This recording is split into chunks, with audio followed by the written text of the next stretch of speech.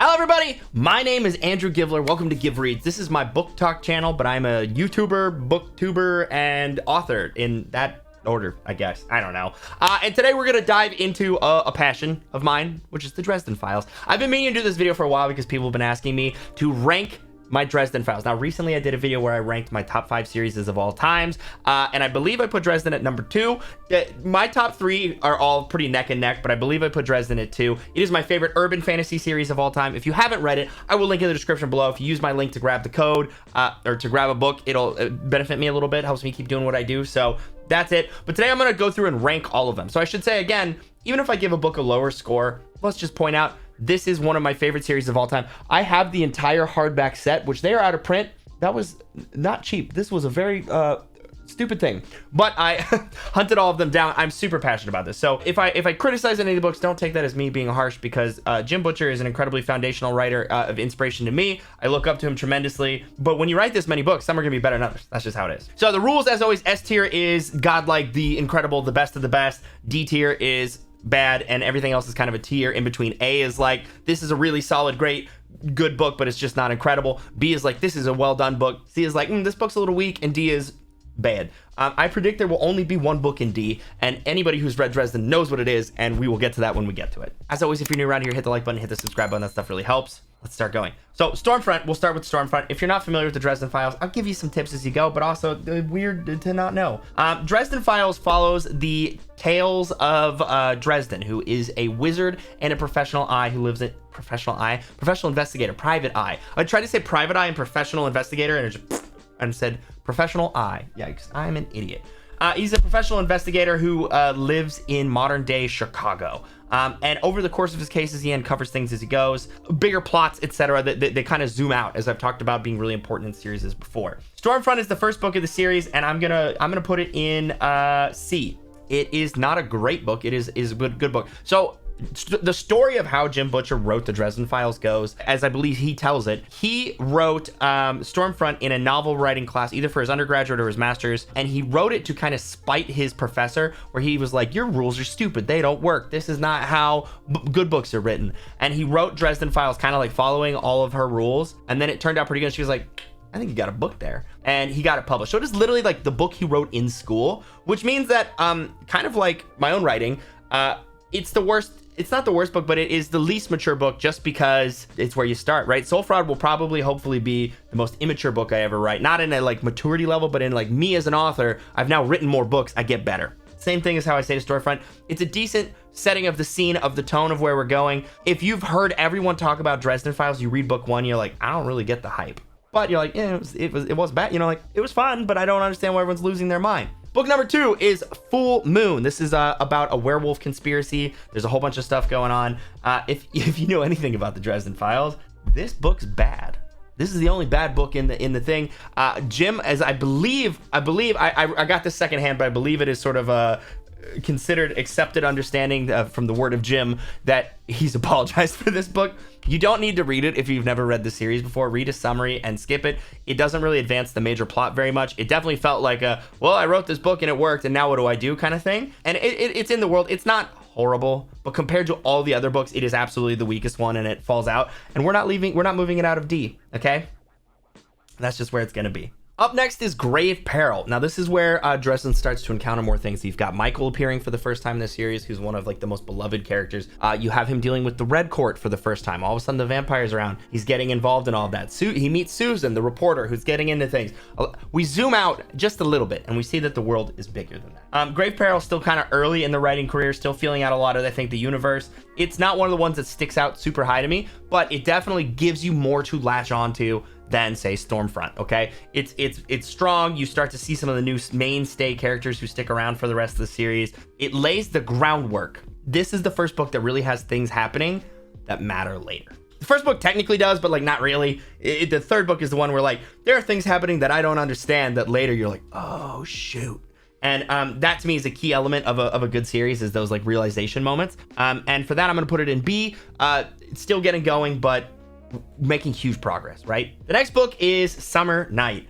Summer Night is to me where the series really kicks off. This is where the big zoom out happens. That's like, hey, there's stuff going on that you didn't understand. Really catapulting off of like the setup in book 3. Again, this is why like Full Moon is, I think, perhaps not liked as much, is because Full Moon doesn't really feed into that. Like, you could cut it out and go 1, 3, 4 and get the same experience, and 2 is a little bit more episodic. This is the book where I went from, I don't get why people are into this, to I went, oh, I'm in. And then I like headfirsted in and read the entire series just like in 3 weeks, right? Just sat down and couldn't stop. So for me, Summer Night is A. It is it level up in every single way of the series. It's a ton of fun. It shows you some of the bigger picture. This is the first time we see the Fae Court. So Dresden obviously has a lot of interactions with the Fairy Court. He's sent to hunt down rescue a missing changeling. There's some like missing fairy power, and this is all connected, and he finds out. And it's the first time that he encounters Mab, and Mab offers him the role of the Winter Knight, which he turns down. But you see a Harry operating on a level that's beyond like police procedural, but a wizard.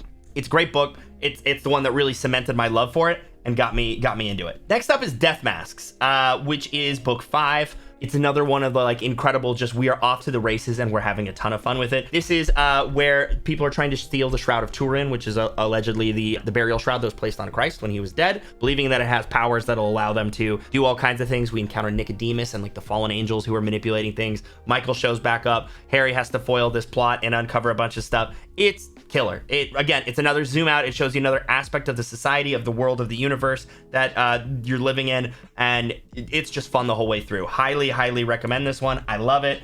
Following it right after Summer Night, it's just a 1-2 punch of like, oh, this series is gold. This is great. This is like what people are clicked into.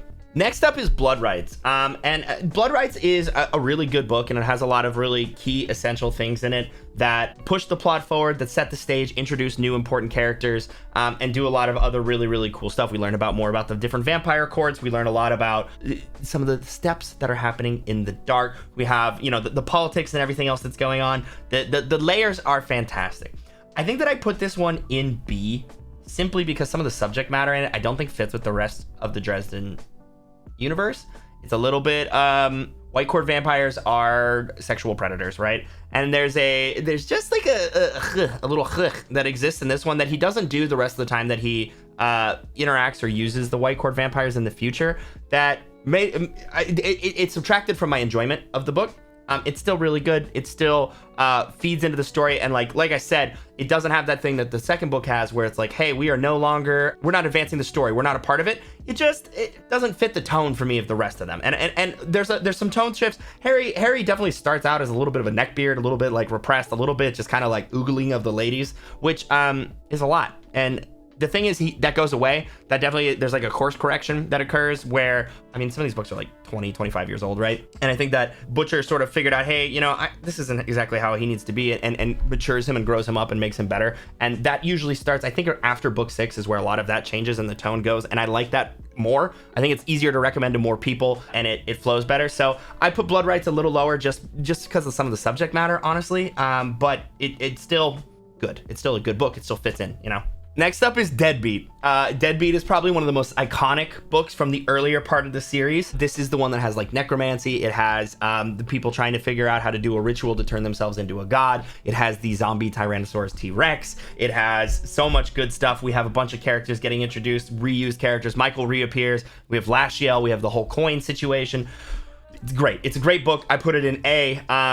I think that Deadbeat is probably the moment where I would reread the series. I've read the first few, like if I really haven't read in a long time and I want to go back and experience it all, I'd probably start at either Grave Peril or Summer Night. But from Deadbeat onward is where like every single one just doesn't miss for me. And it's really hard to do anything about it except just freaking enjoy. So we're going to see a lot of A's dropping right now. Speaking of which, the next one is Proven Guilty, going straight to A. Proven Guilty, it develops a whole bunch of new characters. This is the one where there's a convention that's being terrorized by a ghost, and Harry gets hired to go and check it out. It unveils a whole bunch of stuff going on with the Fairy Court. We find out that Molly actually is a magic user, and she's been breaking the fourth rule of magic unknowingly herself. And Harry has to step up and try to protect his friend's daughter, because she's Michael's daughter, and make all of that go on. And there's a whole bunch of really cool stuff that breaks down. We have a bunch of good times with Charity and Karen Murphy and Harry teaming up. It's a great book. Really cool. The world building's awesome. Solid A for me. Next up, we have White Knight, which brings back the White Court, and it has a whole bunch of stuff going on. There are like small, weak practitioners who don't qualify enough to be a full-blown wizard who are being hunted down and killed. Seems that like they're being targeted by specific types of vampires. There's other things going on. There's a whole conspiracy inside the courts trying to eat each other from the inside out and do a whole bunch of crazy stuff. And Harry gets thrown in the middle of it, has to fight a duel. Whole bunch of really, really good stuff. We have him enforcing the Unseelie Accords, which of course has major repercussions later in the series. This one is another like really, really, really good one. I don't have like for some reason I want to put it in B, and I'm not sure why, because I think that in some ways it feels a lot like Blood Rights, where some of like the same stuff happens over and over again, but not in terms of content, but I'm not sure. So we're gonna leave that right there for now and come back, because we're also about to hit just a bunch of bangers back to back to back. Small Favor then is another one of my favorites. I'm going to put it in A. Again, remember, A is just like the incredibly solid. These are great novels. Small Favor is where Harry owes Mab some favors. She calls in one of the favor and asks him to protect Johnny Marconi, the businessman, the mafia gangster who is clued into the supernatural, because the Nicodemus and his demons are the demons of the silver coins, the silver denarii. They are trying to kill him. They have a whole bunch of dealings going on. Mab doesn't want him to die. She wants him to be protected. She wants him to join the Unseelie Accords. Whole bunch of stuff. So you have the crossover. They're trying to get their hands on the archive, all this super fun stuff. Meanwhile, the Summer Court is trying to hunt Harry down. You've got the Billy Goats Gruff showing up, which is a super cool crossover. I love the quirkiness of it. Small Favor, honestly, might even be like here for me, like move it up against ahead of those ones. So far, I've been putting books just in their order. Oh yeah, if we did this, then this would be like that. Like White Knight would be there. Deadbeat would also probably be ahead of that. Yeah, okay, that looks good. Next up is Turncode. Turncode is also incredibly good. I would probably put it right here. Yeah. Turncode is the one where Morgan suddenly is framed for like all this stuff, you know, the wizard that he's hated. His biggest enemy comes to him for help, and he decides to help him, and he's like, why did you do this? Because like, I knew you would help me.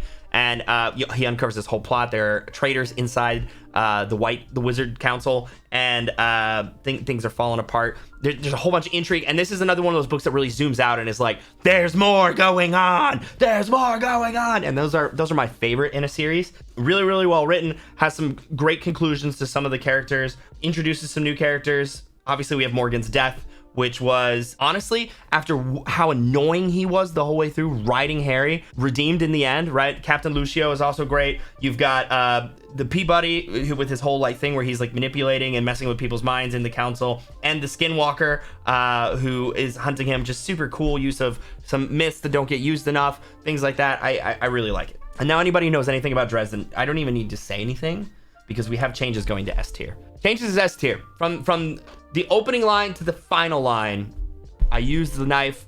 I mean, I guess that's not the, but you know what I mean. From I used the knife, I won a war, God help me, to the end.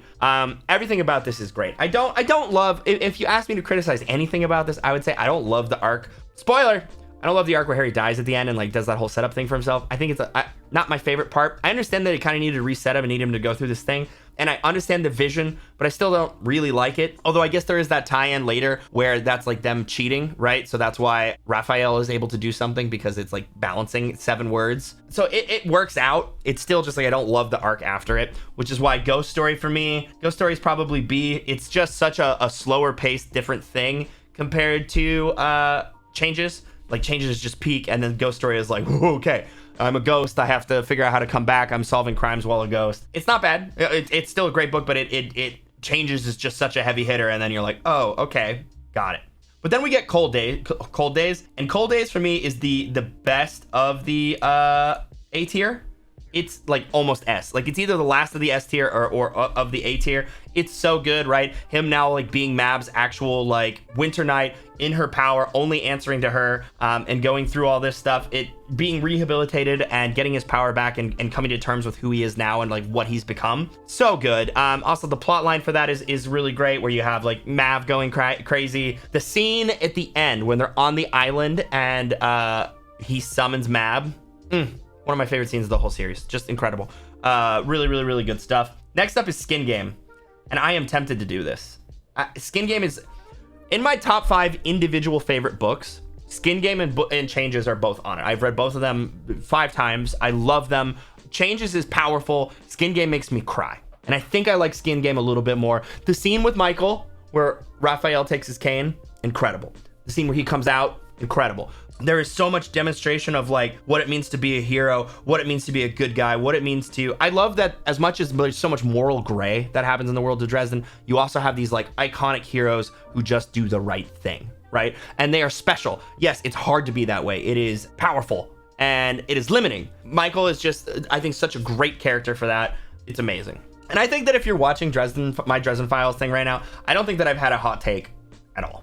I don't. I think that most people would agree plus or minus one. Like maybe some people would be like White Knight should be an A, Ghost Story maybe a little bit higher. I think that, you know, other than that, I think most people would agree with my breakdown. Nobody's gonna agree with me right now. I put Peace Talks in S. Now this tier list was apparently created before Battleground came out, but I have a thought, so let's talk about this. I didn't add Battleground for a very specific reason. Battleground and Peace Talks were initially intended to be one book. And if you read them, it reads like half an arc and half an arc. And I think that you need to look at them as one, because for whatever reason, during the pandemic, there were paper shortages. A lot of authors were forced to do less or split their books up because they didn't have enough paper for everything. And I think that's kind of what happened here. If you read them as one book, I think it's really good. I don't think it's changes. I don't think it's Skin Game, but for the end of an arc, seeing the payoff of some of the stuff that happens in Skin Game, seeing the payoff that happens from some of the stuff in Changes, really good, and sets the stage for some craziness to go down. I'm excited that he's gonna have to marry. I like Laura, okay? I do. I'm really excited to see how that happens. I am excited to see what happens with Marconi's whole thing. I'm excited with the fact that he killed a god. I'm excited that he got kicked out of the the White Council. There are big things set up that this book brought us. They're gonna be great. It is both a powerhouse and a setup book, and I think it might be one of the best setup books we've ever gotten. And most people did not like this book. So I'm curious to see what you guys think. If you think about it from that perspective, maybe you agree with me, maybe you don't. This has been my Dresden Files tier list. I love this series. Again, if you haven't read it, go check it out. Links in the description below. Hope you enjoyed the video. Hit the like button, hit the subscribe button. We'll be back soon with some more interesting stuff.